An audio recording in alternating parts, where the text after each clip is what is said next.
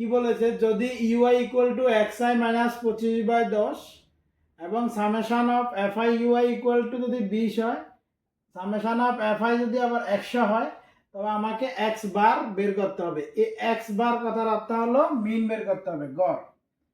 আমাকে বের করতে হবে গড় বা মধ্যক, বাংলায় কি বলে গড় বা মধ্যক, আর ইংরেজিতে হলো মিন।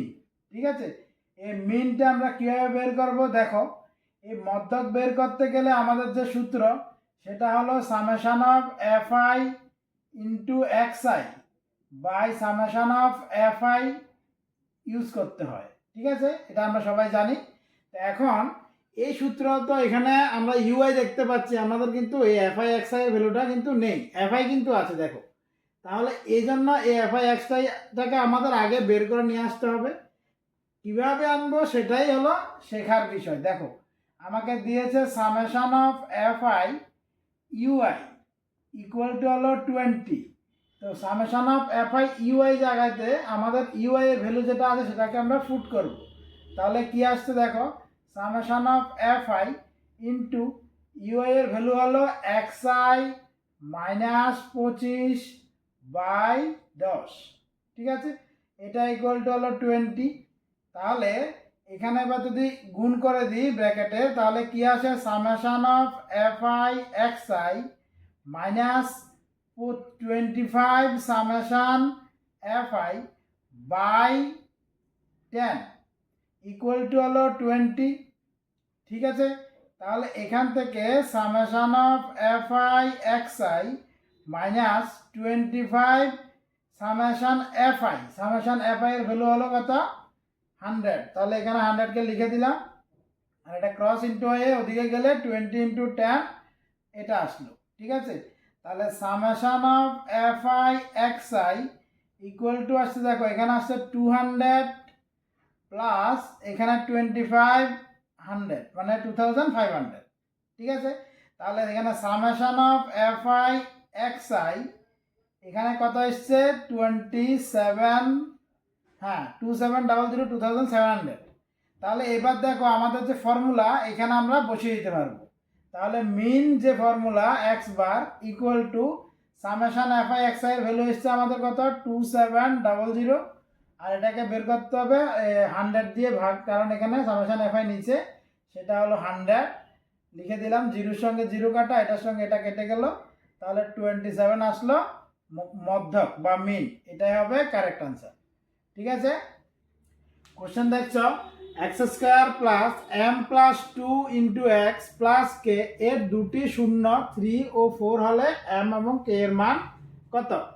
দেখো তো দুটি শূন্য আমাকে 3 আর 4 বলেছে। ঠিক আছে, তাহলে এই যে এখানে ইকুয়েশনটা আমাকে দিয়ে রেখেছে, সেই ইকুয়েশনটা মানে এটা একটা হলো কোয়াড্রেটিক ইকুয়েশন, মানে দ্বিঘাত সমীকরণ। দ্বিঘাত সমীকরণের সাধারণ রূপ হলো a x square plus b x plus c, এটা। তাহলে এর সঙ্গে যদি আমরা কম্পেয়ার করি, এখানে এর মান কত আসছে দেখো 1, কিছু নেই মানে 1। আর বি কত আসছে দেখো এম প্লাস 2 আসছে, আর সি কত, সি হলো কে।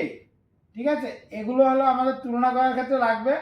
এই এবিসি যখন বের করে রাখলাম, এবার আমাকে দুটো শূন্য দিয়ে রেখেছে। তো আমরা যে কোনো দ্বিঘাত সমীকরণের শূন্য দুটির যোগফল, মানে আমরা আলফা বিটা যদি শূন্য জানি, শূন্য দুটির যোগফল বলতে আমাদের বুঝতে হয় মাইনাস বি বাই এ কে। ঠিক আছে, এটা ফর্মুলা। তাহলে আলফা বিটার ভ্যালু আমাকে দিয়ে রেখেছে 3 + 4 ইকুয়াল টু মাইনাস বি এর ভ্যালু এখানে কত এসছে এম প্লাস 2 বাই এ কত 1কে আমি লিখে দিলাম। ঠিক আছে, তাহলে এখান থেকে ক্যালকুলেশন করলে কি পাচ্ছি দেখো, 3 + 4 আসছে 7 equal to minus into M plus 2, এটা। ঠিক আছে, তাহলে এদিক থেকে মাইনাসকে যদি আমরা এদিকে নিয়ে আসি, তাহলে হয় এম প্লাস 2 ইকুয়াল টু এদিকে নিয়ে গেলে সেটা হয়ে যাবে -7। ঠিক আছে, তাহলে এম ইকুয়াল টু কত আসছে -7, ওদিকে -2, মানে আমরা বলতে পারি যে এম ইকুয়াল টু হলো -9। দেখো আমাদের এম এর ভ্যালু জিজ্ঞেস করেছে, এম কিন্তু চলে এসছে। ঠিক আছে, মোস্ট অফ দ্য ইম্পর্ট্যান্ট যে কোন টিবিএসসি আর সিবিএসসির জন্য, স্ট্যান্ডার্ড বলো আর বেসিক বলো। ঠিক আছে, তাহলে এটাকে একটু ভালোভাবে তোমরা মনোযোগ দিয়ে দেখো। এবার কে এর ভ্যালু যদি বের করতে হয় আমাদের, সেটা প্রোডাক্ট অফ জিরোস, মানে শূন্য দুটির গুণফল লাগাতে হবে। তা শূন্য দুটির গুণফল বলতে আমরা কি বুঝি, সি বাই এ কে বুঝি, ঠিক আছে। তাহলে আলফা ইন্টু বিটা, এখানে যদি 3 × 4, মানে এই যে শূন্য দুটো দেওয়া আছে সেগুলো বসিয়ে দিলাম, তাহলে সি এর ভ্যালু হলো কে আর এর ভ্যালু হলো দেখো 1। তাহলে এখানে বসালাম, 3 × 4 আসলো 12, 12 ইকুয়াল টু আসলো কে, তার মানে এদিকে নিয়ে আসলে minus K equal to -12, minus minus কেটে গেল, মানে কে ইকুয়াল টু 12। এই যে বলেছে আমার কে ভ্যালু হলো বের করতে, তা আমাদের বের করা হয়ে গেছে। এম আসলো -9 আর কে আসলো 12, ঠিক আছে। আরেকটা important question, sign theta plus cos theta যদি তোমাকে √3 দেওয়া থাকে, তাহলে তোমাকে শো করতে হবে tan theta plus cot theta equal to 1। Trigonometry থেকে নেওয়া এই কোশ্চেনটি খুব ইম্পর্টেন্ট, দেখতে পারো। তো এখানে sign theta plus cos theta হলো √3 এর সমান। তা আমাদের কি করতে হবে, দেখো এখান থেকে আমরা যদি এর ভ্যালু বের করতে হয়, এখানে আমার tan theta caught theta equal to 1 আমাকে দেখাতে হবে। তাই আমাদের কি লাগবে, দেখো এই ফর্মটা কি, sine theta cos theta form, আর এটা কি ট্যান থিটা কট থিটার ফর্ম, ঠিক আছে। মানে আমরা tan theta plus cot theta এটাকে আগে কিছু, মানে কি আমাদের নিড আছে সেখান থেকে আগে একটু দেখে নিই, তারপরে করছি। ট্যান থিটা মানে হলো কি sine theta by cos theta, আর কট থিটা মানে কি cos theta by sine theta. তাহলে এখান থেকে যদি আমরা এলসিএম করি, এখানে আসবে নিচে কস থিটা সাইন থিটা, আর এদিকে আসবে সাইন স্কোয়ার থিটা প্লাস কস স্কোয়ার থিটা, এটা আসবে। তো সাইন স্কোয়ার থিটা প্লাস কস স্কোয়ার থিটা ভ্যালু হলো 1, আর নিচে আসলো এখানে সাইন থিটা কস থিটা, দেখো। তাহলে এখানে দেখো সাইন থিটা প্লাস কস থিটার ভ্যালু আছে, কিন্তু সাইন থিটা কস থিটার ভ্যালু আমাদের কাছে নেই। তাই আমরা কি করব, এখানে বোথ সাইডে স্কোয়ার করব, মানে উভয় দিকে বর্গ করতে হবে, উভয় দিকে বর্গ করে। তাহলে করলে কি আসছে দেখো, sine theta plus cos theta whole square আসলো এদিকে, আর এদিকে আসলো √3 এর হোল স্কোয়ার, ঠিক আছে। তাহলে এখানে দেখো a প্লাস বি হোল স্কোয়ারের ফর্মুলাতে আমরা ভেঙে দিলাম, a square plus B square plus 2ab, এ হলো ফর্মুলা। আর √3 এর স্কোয়ার করলে আনসার 3 আসে। তাহলে sign square theta plus cos square থিটার ভ্যালু কি হয়, 1 হয়। আর 2 সাইন থিটা কস থিটাকে আমরা যেভাবে আছে সেভাবে লিখে দিলাম, ইকুয়াল টু আসলো 3। তাহলে এখান থেকে শুধু 2 সাইন থিটা কস থিটার যে ভ্যালু সেটা কি আসছে দেখো, 3 - 1 আসবে, +1 ওদিকে চলে গেলে। তাহলে 2 সাইন থিটা কস থিটা, এখানে ভ্যালু আসলো 3 থেকে 1 গেলে 2, মিন্স আমাদের সাইন থিটা কস থিটার যে ভ্যালু সেটা আসবে 2/2, কাটাকুটি করলে আসছে 1, মানে সাইন থিটা কস থিটার ভ্যালু হলো 1। দেখো যেটা প্লাস ফর্মে ছিল সেটা এখন নিয়ে এসছি আমাদের মাল্টিপ্লাই ফর্মে, আর সেটা হয়ে গেছে 1 এর সমান। তাই আমাদের এই পার্টে যদি সাইন থিটা কস থিটার ভ্যালুকে আমরা বসিয়ে দিই, তাহলে 1/1 চলে আসলো, মানে 1, যেটা আমাকে ওদিকে দিয়েছে। তো এটা হয়ে গেল RHS, আর এটা আমরা নিয়েছিলাম LHS, ঠিক আছে। তাহলে এভাবে হয়ে গেল আমাদের যেটা শো করতে বলেছে সেটা শো করা হয়ে গেছে, ঠিক আছে।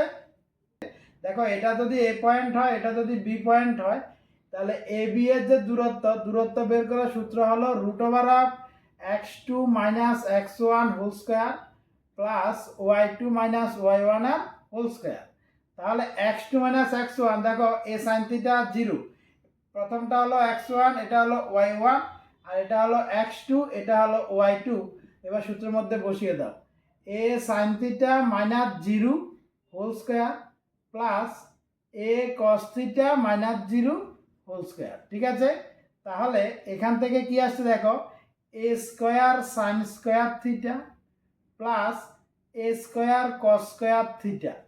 তাহলে দু জায়গা থেকে এ স্কোয়ার একটা যদি আমি কমন নিই, ভিতরে থাকছে আমার কাছে সাইন স্কোয়ার থিটা প্লাস কস স্কোয়ার থিটা। দেখো তাহলে সাইন স্কোয়ার থিটা প্লাস কস স্কোয়ার থিটা এটা হলো অভেদ, আর যেটার ভ্যালু হলো 1 এর সমান।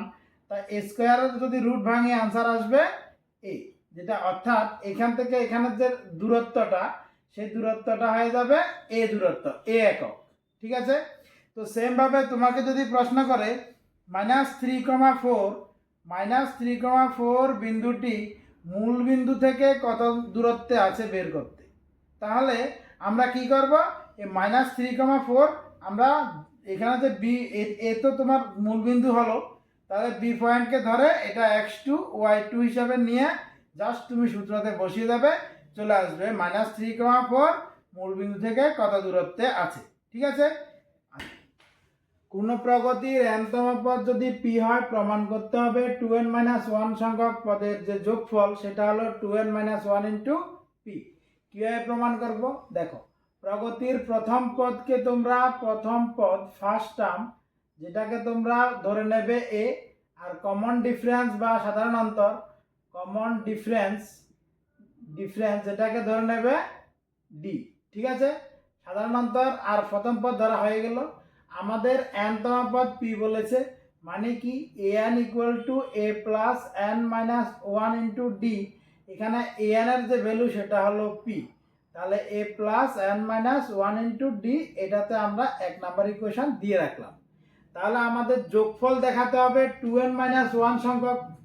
তাহলে s 2n-1 ইকুয়াল টু, সূত্রে বসালে 2n-1 by 2 into 2a plus n-1 मतलब 2n-1 इंटू d।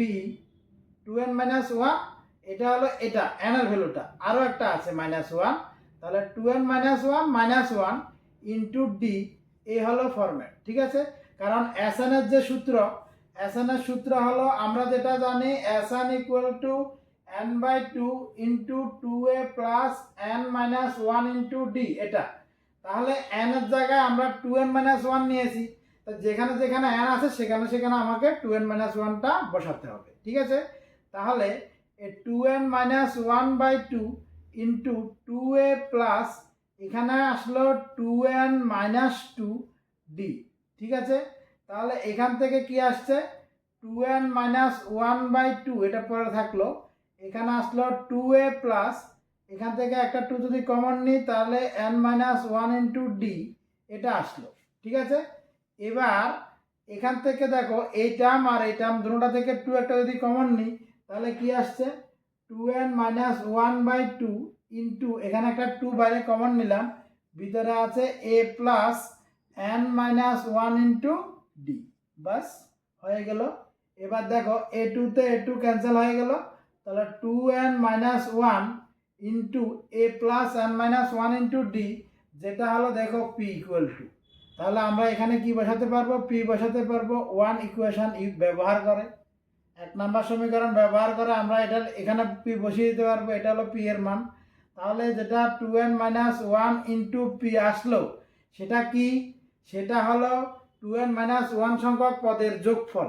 দেখো এখানে পদের যোগফল আমাকে কি দেখাতে হবে, 2n-1 ইন্টু, প্রশ্ন নিয়েছি সমান্তর প্রগতি থেকে arithmetic progression b plus c by a comma c plus a by b comma a plus b by c যদি সমান্তর প্রগতিভুক্ত হয় আমাদের প্রমাণ করতে হবে 1 by a comma 1 by b comma 1 by c ও সমান্তর প্রগতিভুক্ত হবে। তাহলে কিভাবে করব এটা, তাহলে সমান্তর প্রগতিভুক্ত আমাদের কোন টার্মগুলো পরে আগে সেগুলোকে একটু রিমাইন্ড করি। দেখো a 2 4 6 8 ডট ডট ডট এগুলো সমান্তর প্রগতিভুক্ত হয় কেন, কারণ এখান থেকে প্রত্যেকটা টার্মের যে গ্যাপগুলো সবগুলোর ক্ষেত্রে কি থাকে, সমান থাকে। তাহলে এটাকে যদি সমান্তর প্রগতিভুক্ত করতে হয় তাহলে কিভাবে করব, এগুলো বলেছে সমান্তর প্রগতিভুক্ত অলরেডি আছে, মানে কি এরকম একটা ফর্মে আছে। ঠিক আছে, আমাকে এটা প্রগতিভুক্ত আছে এটা প্রুভ করতে হবে, প্রমাণ করতে হবে।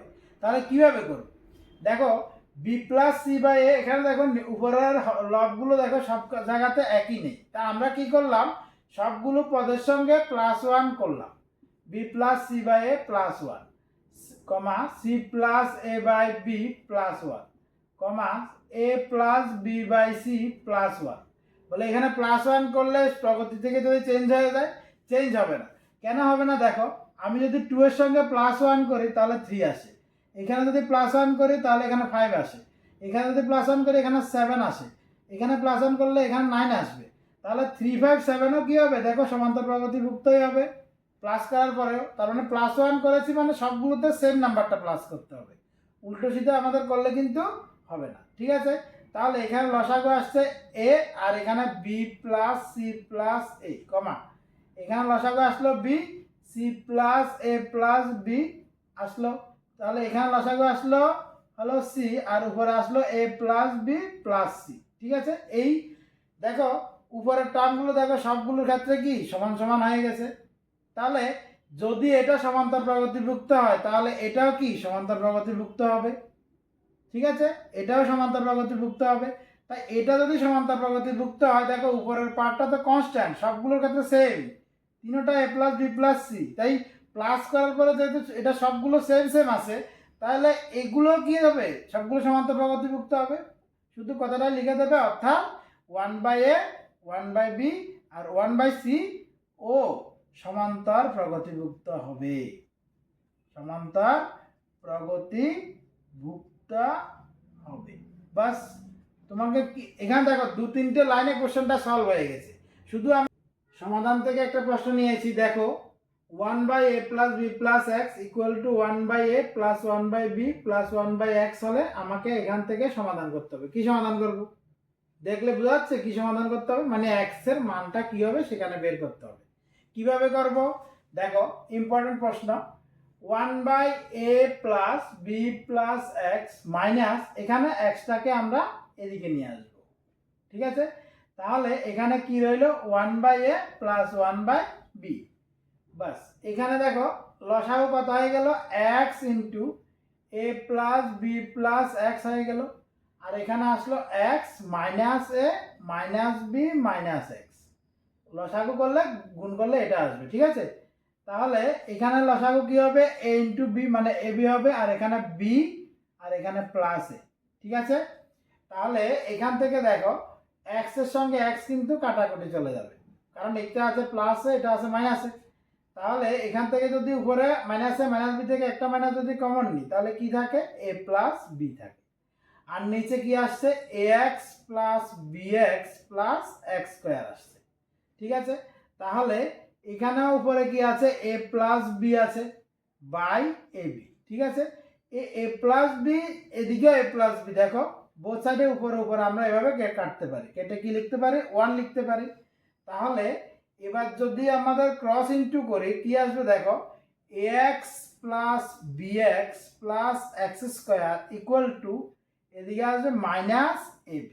ঠিক আছে, তাহলে এবার সবগুলো জিনিস একদিকে নিয়ে আসলাম, কি আসলো দেখো ax plus bx plus x square plus ab equal to 0 চলে আসলো। ঠিক আছে, এবার এই লাইন থেকে আমাদের সমাধানটা করতে হবে।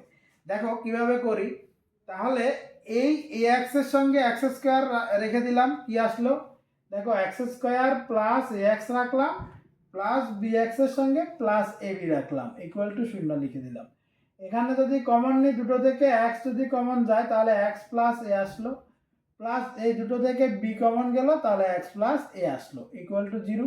তাহলে x প্লাস a দু জায়গাতেই আছে, একটা লিখলাম x প্লাস a আর এখানে রয়ে গেল x plus b equal to 0। তাহলে এই দুটো ফ্যাক্টর চলে আসলো এটা। তাহলে এখান থেকে আমরা কি লিখতে পারবো, হয় না হয় লিখতে পারবো, আইদার অর। তাহলে either x plus a equal to 0 or x plus b equal to 0, means x equal to হয়ে যাবে মাইনাস a আর এখানে x ইকুয়াল টু হবে মাইনাস b।